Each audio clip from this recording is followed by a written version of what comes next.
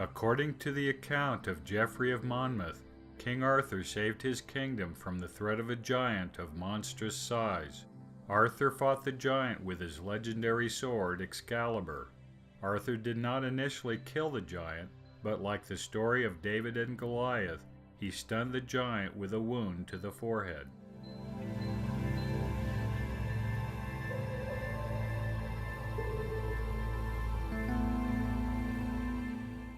With the giant debilitated, Arthur commanded that he be beheaded and his head taken back to camp for public view. It is an almost exact duplicate of the story of David and Goliath.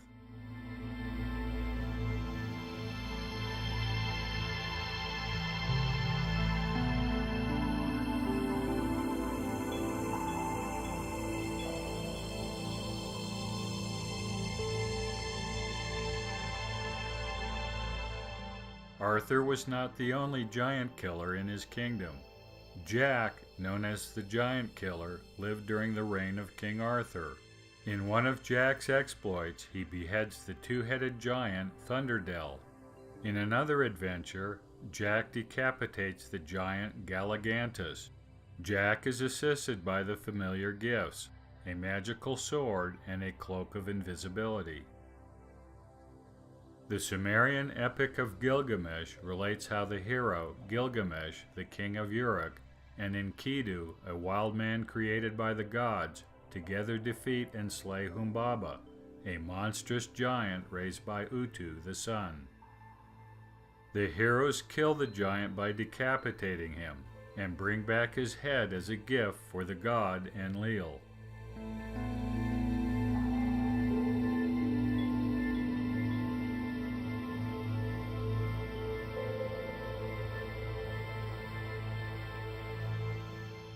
The Old English hero Beowulf kills and then beheads the giant monster Grendel. He does so with a special antique sword.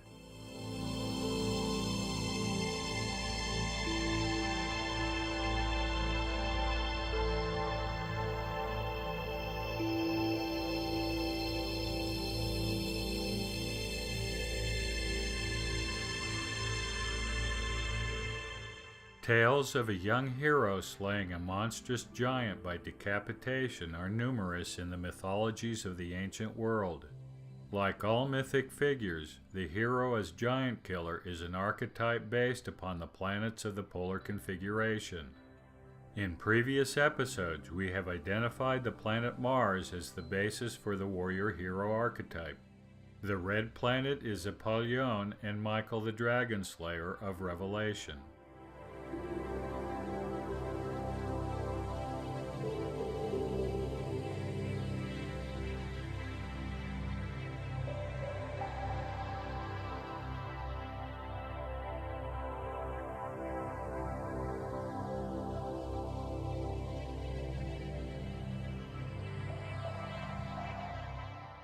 Mars became the archetype for the giant as well.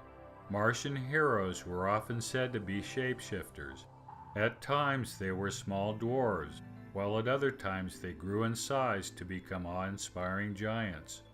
The Egyptian Bes, the Indian Hanuman, the Finnish Sampsa, and the Polynesian Maui, and many others were Martian heroes and shapeshifters.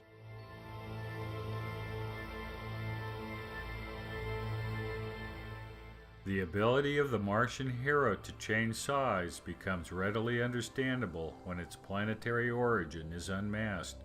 The planet Mars itself was a shapeshifter, alternating in size from the point of view of ancient mankind. As the planet ascended the polar column, it became smaller and smaller until it was a small circle within the larger orb of Venus. When the planet descended down the column, it became larger and larger, assuming gigantic proportions as it filled the horizon.